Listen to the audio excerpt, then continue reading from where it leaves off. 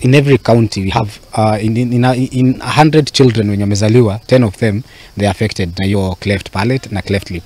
Na hao watoto wengi, kwa sababu jamii haijaona watoto wanakaa hivi, watu wengi wanawaongelelea vibaya, inafanya mpaka mzazi akuwe low esteem yake imepotea.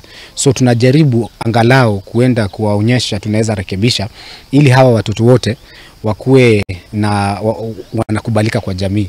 Ukienda kama ni globally, tukifanya medical camp venye tulifanya county jirani wa Uganda, in every 100 children 17 of them wako na palate.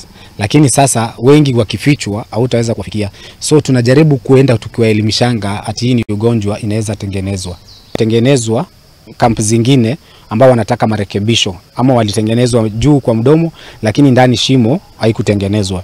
Sasa wote tunawafanyia hiyo kwa ujumla wote.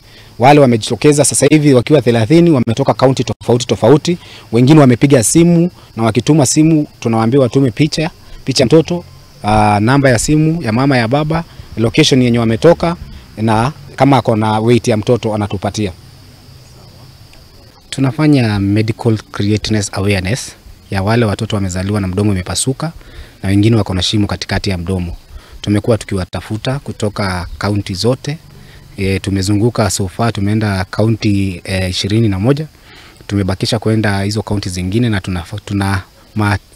tunatarajia tutapata hao watoto ama watu wazima wenye wako na hiyo ugonjwa, manake ni wengi wamefichwa.